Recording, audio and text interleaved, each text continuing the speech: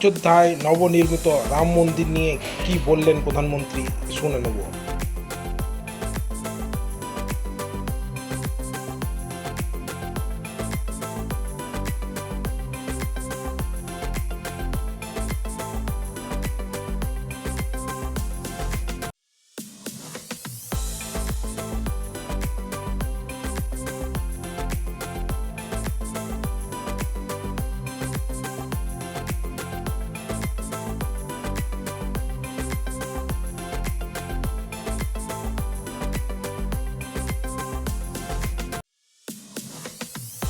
भारत के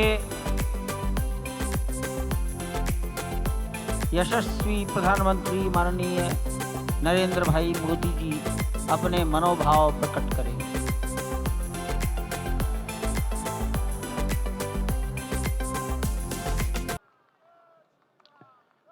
सियावर रामचंद्र की जय। सियावर रामचंद्र की जय। श्रद्धेय मंच, सभी संत एवं ऋषिगण, यहाँ उपस्थित और विश्व के कोने कोने में हम सबसे साथ जुड़े हुए सभी राम भक्त, आप सबको प्रणाम, आप सबको राम राम।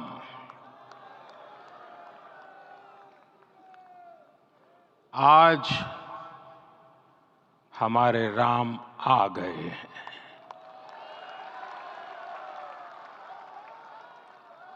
सदियों की प्रतीक्षा के बाद हमारे राम आ गए हैं।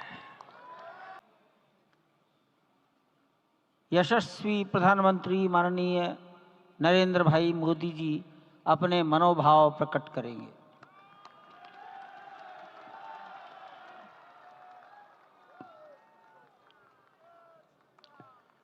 सियावर रामचंद्र की जय। सियावर रामचंद्र की जय। श्रद्धेय मंच, सभी संत एवं ऋषिगण,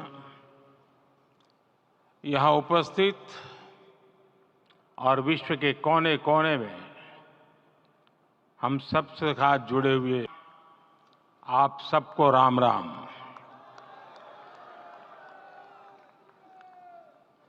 आज हमारे राम आ गए हैं।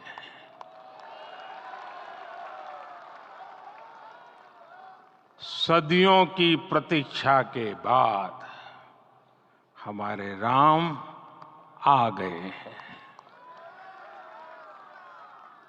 सदियों का अभूतपूर्व धैर्य, अनगिनत बलिदान, त्याग और तपस्या के बाद हमारे प्रभु राम आ गए हैं।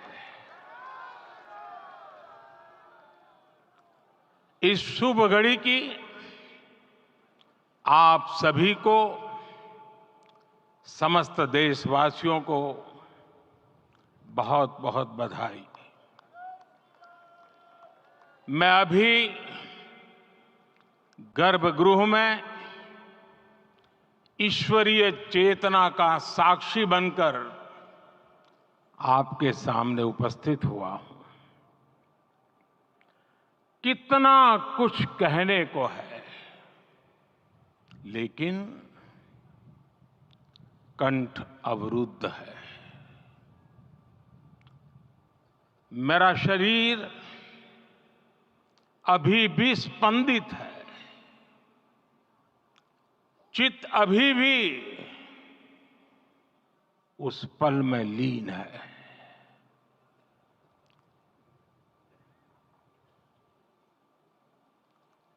हमारे रामलला अब टेंट में नहीं रहेंगे।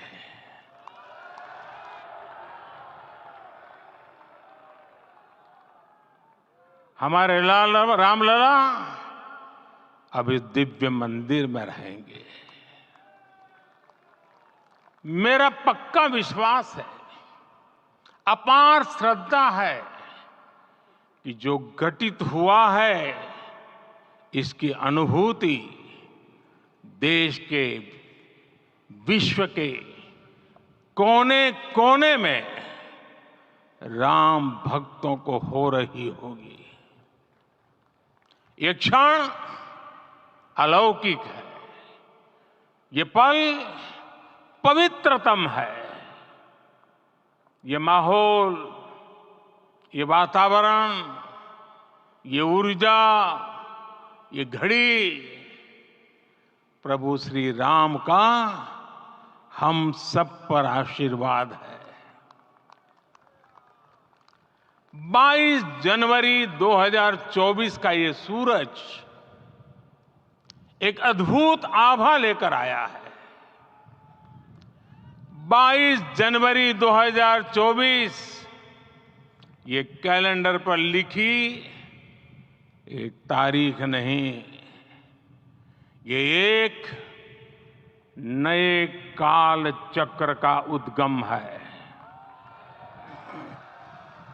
राम मंदिर के भूमि पूजन के बाद से प्रतिदिन पूरे देश में उमंग और उत्साह बढ़ता ही जा रहा था। निर्माण कार्य देख देशवासियों में हर दिन एक नया विश्वास पैदा हो रहा था। आज हमें सदियों के उस धैर्य की धरोहर मिली है। आज हमें श्री राम का मंदिर मिला है।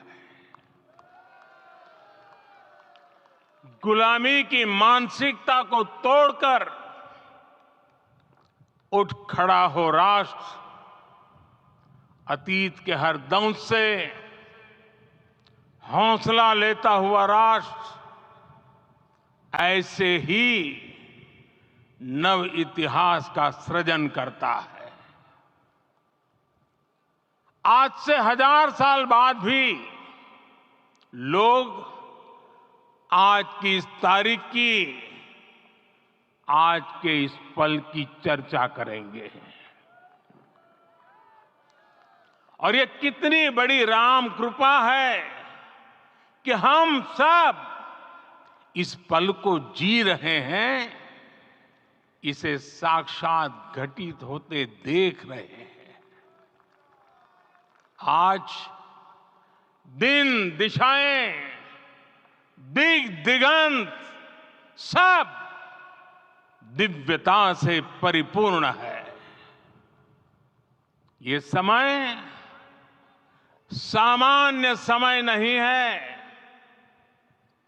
ये काल के चक्र पर सर्वकालिक शाही से अंकित हो रही अमिट स्मृति रेखाएं हैं।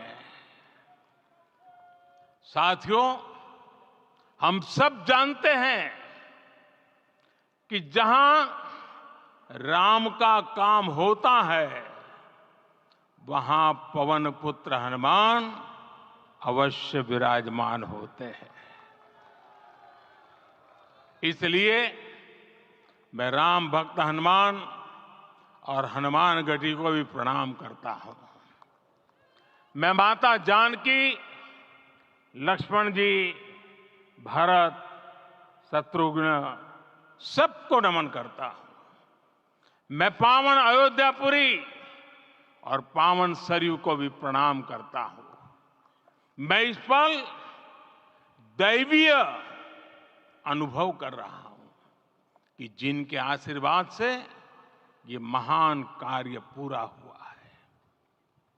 वे दिव्य आत्माएं, वे दैवीय विभूतियां भी इस समय हमारे आसपास उपस्थित है। मैं इन सभी दिव्य चेतनाओं को भी कृतज्ञता पूर्वक नमन करता हूं। मैं आज प्रभु श्री राम से क्षमा याचना भी करता हूं। हमारे पुरुषार्थ, हमारे त्याग तपस्या में कुछ तो कमी रह गई होगी कि हम इतनी सदियों तक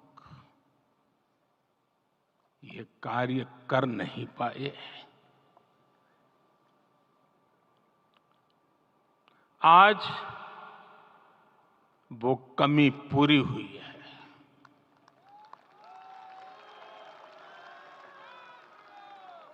मुझे विश्वास है प्रभु राम आज हमें अवश्य क्षमा करेंगे। मेरे प्यारे देशवासियों, त्रेता में राम आगमन पर पूज्य संत तुलसीदास जी ने लिखा है, प्रभु बिलो की हर से पुरबासी, जनित वियोग विपत्ति सबनासी। अर्थात प्रभु का आगमन देकर ही सब अयोध्यावासी, समग्र देशवासी हर्ष से भर गए। लंबे वियोग से जो आपत्ति आई थी उसका अंत हो गया। उस कालखंड में तो वो वियोग केवल 14 वर्षों का था, तब भी इतना असह्य था। इस युग में तो अयोध्या और देशवासियों ने सैकड़ों वर्षों का वियोग सहा है। हमारी कई कई पीढ़ियों ने वियोग सहा है। भारत के तो संविधान में उसकी पहली प्रति में भगवान राम विराजमान है। संविधान के अस्तित्व में आने के बाद भी दशकों तक प्रभु श्री राम के अस्तित्व को लेकर कानूनी लड़ाई चली। मैं आभार व्यक्त करूंगा भारत की न्यायपालिका का, जिसने न्याय की लाज रख ली।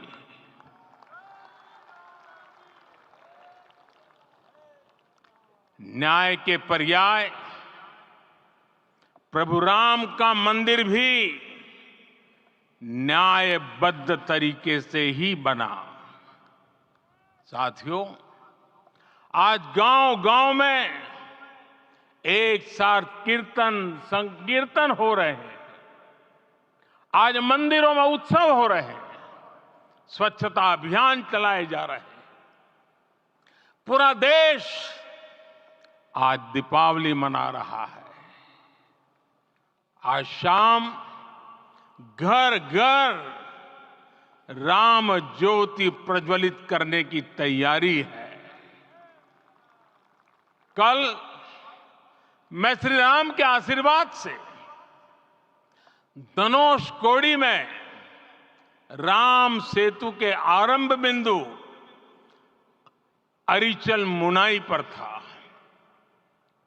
जिस घड़ी प्रभु राम समुद्र पार करने निकले थे, वो एक पल था जिसने काल चक्र को बदला था। उस भावमय पल को महसूस करने का मेरा ये विनम्र प्रयास था। वहां पर मैंने पुष्प वंदना की। वहां मेरे भीतर एक विश्वास जगा कि जैसे उस समय काल चक्र बदला था, उसी तरह अब काल चक्र फिर बदलेगा और शुभ दिशा में बढ़ेगा। अपने 11 दिन के व्रत अनुष्ठान के दौरान मैंने उन स्थानों का चरण स्पर्श करने का प्रयास किया जहां प्रभु राम के चरण पड़े थे। चाहे वो नासिक का पंचवटी धाम हो, केरला का पवित्र त्रिपायर मंदिर हो, आंध्र प्रदेश में लेपाक्षी हो, श्रीरंगम में रंगनाथ स्वामी मंदिर हो, रामेश्वरम में श्री रामनाथ स्वामी मंदिर हो, या फिर धनुषकोडी। मेरा सौभाग्य है कि इसी पुनीत पवित्र भाव के साथ मुझे सागर से सरयू तक की यात्रा का अवसर मिला। सागर से सरयू तक हर जगह राम नाम का वही उत्सव भाव छाया हुआ है। प्रभु राम तो भारत की आत्मा के कण कण से जुड़े हुए हैं। राम भारतवासियों के अंतर मन में विराजे हुए हैं। हम भारत में कहीं भी किसी की अंतरात्मा को छुएंगे तो इस एकत्व की अनुभूति होगी, और यही भाव सब जगह मिलेगा। इससे उत्कृष्ट, इससे अधिक देश को समायोजित करने वाला सूत्र और क्या हो सकता है। मेरे प्यारे देशवासियों, मुझे देश के कोने कोने में अलग अलग भाषाओं में रामायण सुनने का अवसर मिला है, लेकिन विशेषकर पिछले 11 दिनों में रामायण अलग अलग भाषा में अलग राज्यों से मुझे विशेष रूप से सुनने का मौका मिला। राम को परिभाषित करते हुए ऋषियों ने कहा है, रमन्ते यस्मिन् इति रामः, अर्थात जिसमें रम जाए वही राम है। राम लोक की स्मृतियों में, पर्व से लेकर परंपराओं में सर्वत्र समाये हुए हैं। हर युग में लोगों ने राम को जिया है। हर युग में लोगों ने अपने अपने शब्दों में अपनी अपनी तरह से राम को अभिव्यक्त किया है, और ये राम रस जीवन प्रवाह की तरह निरंतर बहता रहता है। प्राचीन काल से भारत के हर कोने के लोग राम रस का आचमन करते रहे हैं। राम कथा असीम है और रामायण भी अनंत है। राम के आदर्श, राम के मूल्य, राम की शिक्षाएं सब जगह एक समान है। प्रिय देशवासियों, आज इस ऐतिहासिक समय में देश उन व्यक्तित्वों को भी याद कर रहा है जिनके कार्य और समर्पण की वजह से आज हम ये शुभ दिन देख रहे हैं। राम के इस काम में कितने ही लोगों ने त्याग और तपस्या की पराकाष्ठा करके दिखाई है। उन अनगिनत राम भक्तों के, उन अनगिनत कार सेवकों के और उन अनगिनत संत महात्माओं के हम सब ऋणी हैं। साथियों, आज का ये अवसर उत्सवता का क्षण तो है ही, लेकिन इसके साथ ही यह क्षण भारतीय समाज की परिपक्वता के बोध का भी क्षण है। हमारे लिए ये अवसर सिर्फ विजय का नहीं, विनय का भी है। दुनिया का इतिहास साक्षी है कि कई राष्ट्र अपने ही इतिहास में उलझ जाते हैं। ऐसे देशों ने जब भी अपने इतिहास की उलझी हुई गांठों को खोलने का प्रयास किया, उन्हें सफलता पाने में बहुत कठिनाई आई, बल्कि कई बार तो पहले से ज्यादा मुश्किल परिस्थितियां बन गई। लेकिन हमारे देश ने इतिहास की इस गांठ को जिस गंभीरता और भावुकता के साथ खोला है, वो ये बताती है कि हमारा भविष्य हमारे अतीत से बहुत सुंदर होने जा रहा है। वो भी एक समय था जब कुछ लोग कहते थे कि राम मंदिर बना तो आग लग जाएगी। ऐसे लोग भारत के सामाजिक भाव की पवित्रता को नहीं जान पाए। रामलला के इस मंदिर का निर्माण भारतीय समाज के शांति, धैर्य, आपसी सद्भाव और समन्वय का भी प्रतीक है। हम देख रहे हैं ये निर्माण किसी आग को नहीं बल्कि ऊर्जा को जन्म दे रहा है। राम मंदिर समाज के हर वर्ग को एक उज्जवल भविष्य के पथ पर बढ़ने की प्रेरणा लेकर आया है। मैं आज उन लोगों से आह्वान करूंगा, आइए आप महसूस कीजिए, अपनी सोच पर पुनर्विचार कीजिए।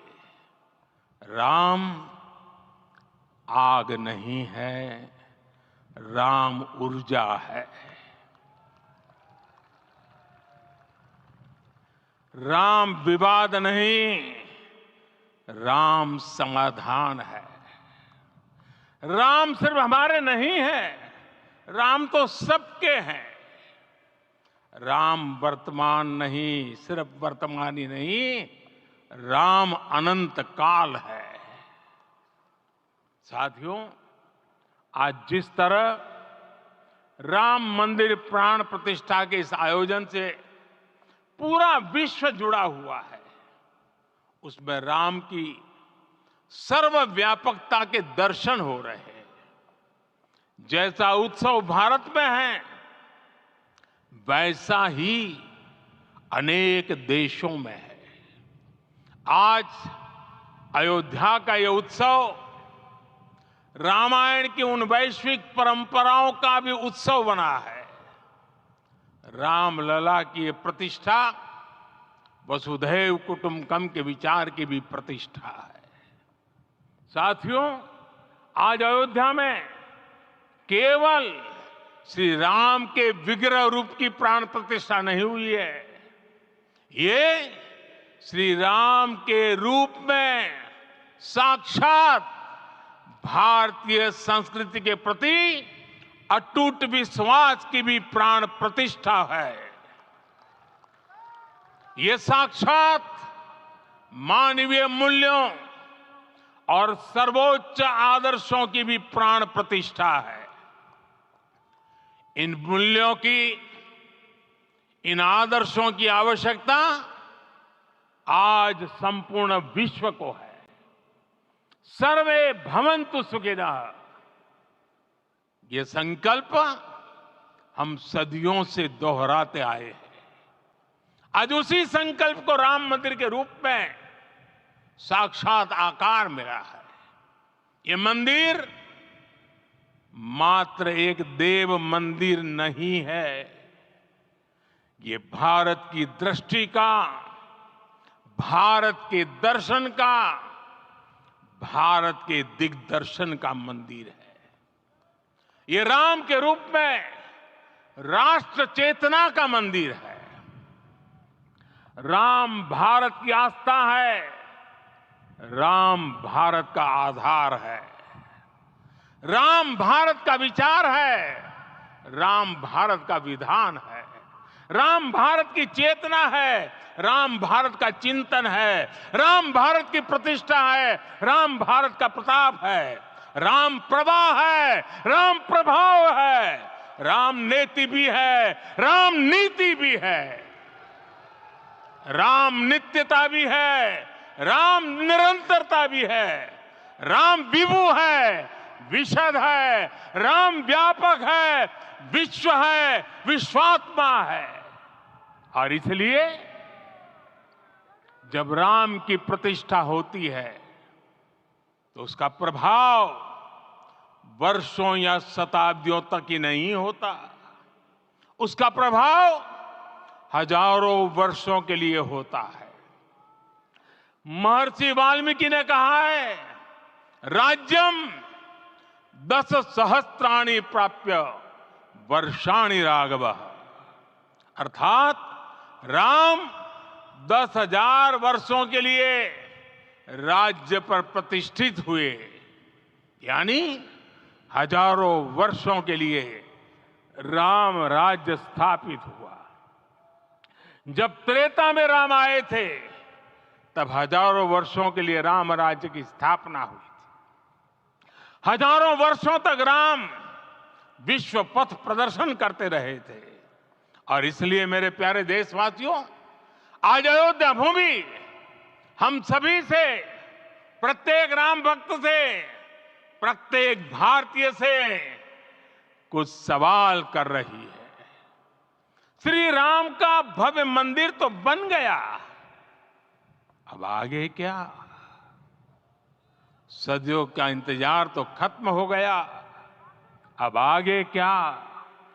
आज के इस अवसर पर जो दैवीय आत्माएं हमें आशीर्वाद देने के लिए उपस्थित हुई हैं, हमें देख रही हैं, उन्हें क्या हम ऐसे ही विदा करेंगे? नहीं, कदापि नहीं।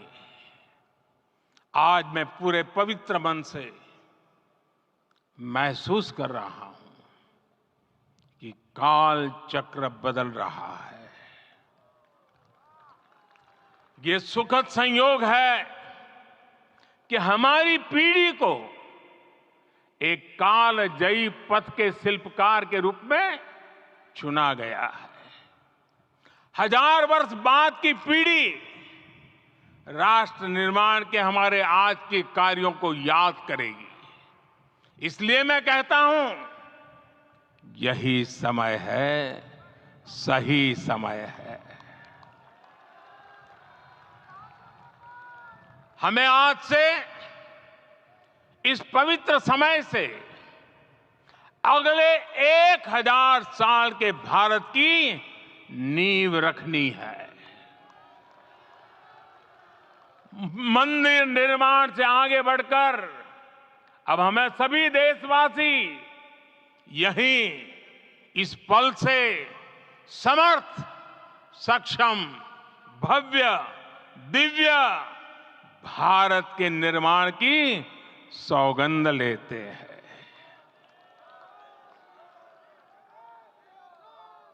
राम के विचार मानस के साथ ही जनमानस में भी हो, यही राष्ट्र निर्माण की सीढ़ी है। साथियों, आज के युग की मांग है कि हमें अपने अंतःकरण को विस्तार देना होगा। हमारी चेतना का विस्तार देव से देश तक, राम से राष्ट्र तक होना चाहिए। हनुमान जी की भक्ति, हनुमान जी की सेवा, हनुमान जी का समर्पण, ये ऐसे गुण हैं जिन्हें हमें बाहर नहीं खोजना पड़ता। प्रत्येक भारतीय में भक्ति, सेवा और समर्पण के भाव समर्थ, सक्षम, भव्य, दिव्य भारत का आधार बनेंगे। और यही तो है देव से देश और राम से राष्ट्र की चेतना का विस्तार। दूर सुदूर जंगल में, कुटिया में जीवन गुजारने वाली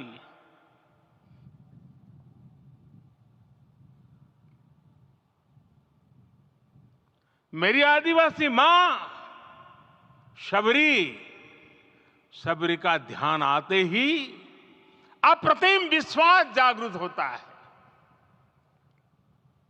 मां शबरी तो कब से कहती थी, राम आएंगे।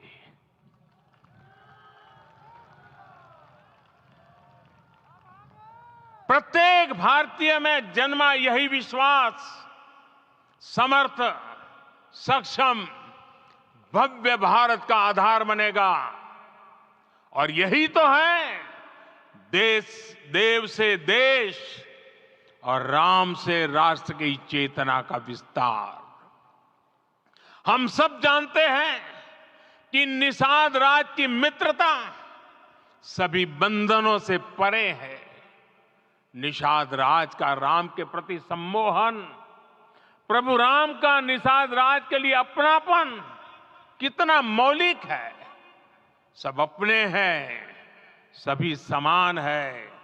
प्रत्येक भारतीय में अपनत्व की, बंधुत्व की ये भावना समर्थ, सक्षम, भव्य, दिव्य भारत का आधार बनेगी।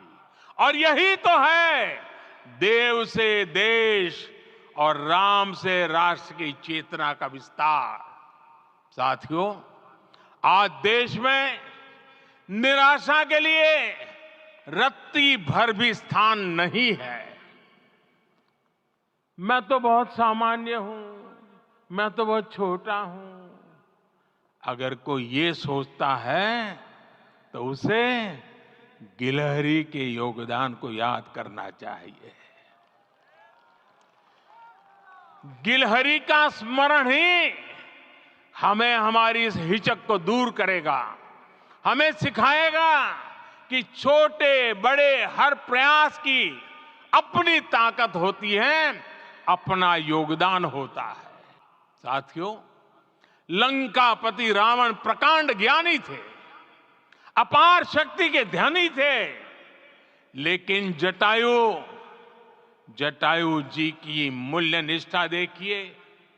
वे महाबली रावण से भिड़ गए।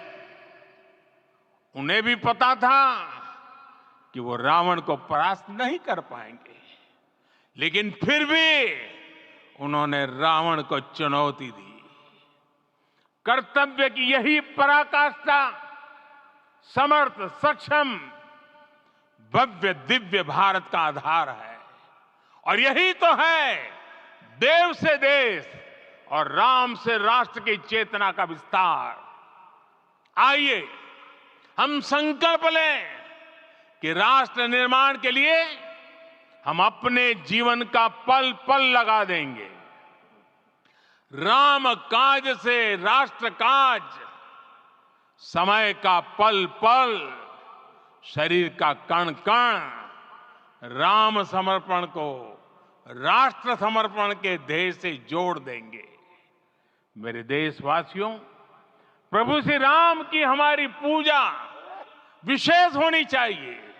ये पूजा स्व से ऊपर उठ करके समष्टि के लिए होनी चाहिए।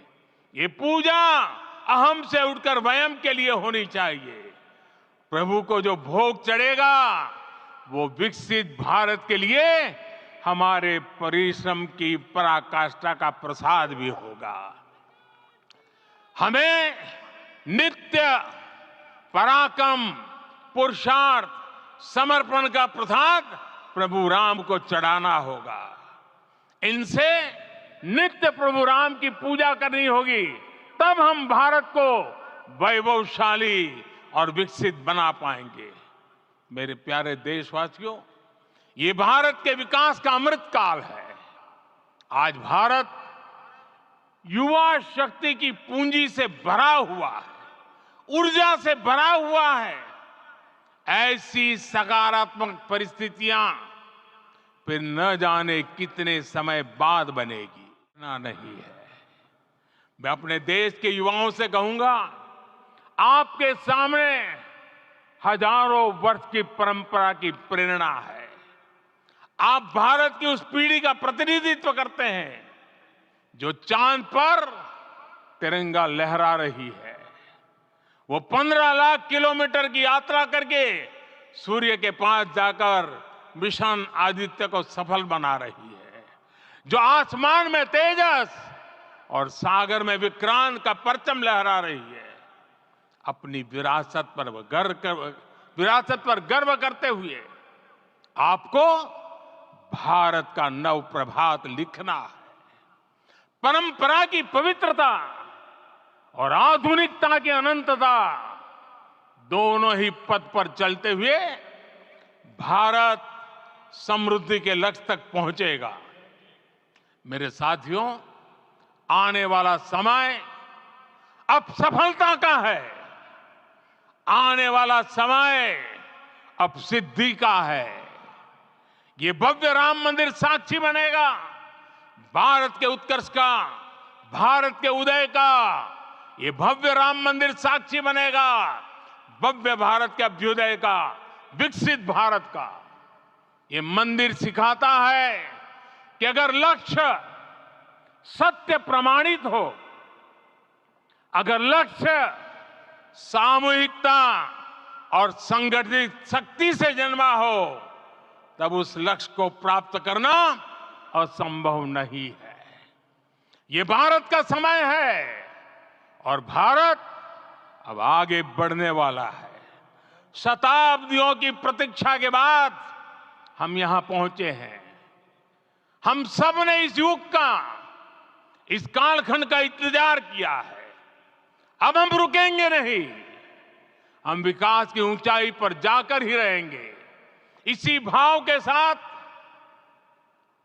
रामलला के चरणों में प्रणाम करते हुए आप सभी को बहुत बहुत शुभकामनाएं। सभी संतों के चरणों में मेरे प्रणाम।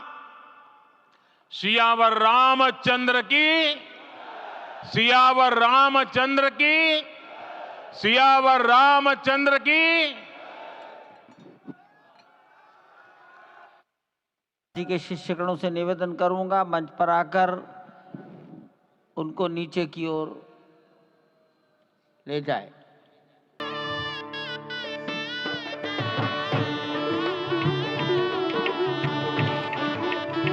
माननीय मोहन राव जी, भैया जी कहीं मिलेंगे। माननीय प्रधानमंत्री जी साधु संतों के निकट की ओर जा रहे हैं।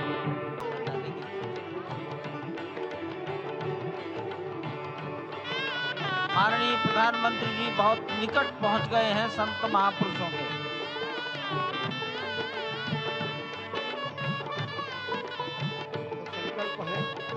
देव से देश और राम से राष्ट्र का निर्माण, संगीत यानी कि राष्ट्रीय चेतना में जो राम विराजे हैं वो राष्ट्रीय जनमानस में राम के गुणों का अवतार हो। मानस में जो राम हैं उनके गुणों का भारत के जनमानस में अंगीकार हो। निश्चित तौर से राष्ट्र निर्माण के 1000 वर्षों का जो स्वप्न प्रधानमंत्री नरेंद्र मोदी ने दिखाया है, वह निश्चित तौर से पूरी दुनिया के सामने भारत भारतीयता को नए रूप में व्याख्यायित करता है, सनातन संस्कृति को नए स्वरूप में व्याख्यायित करता है।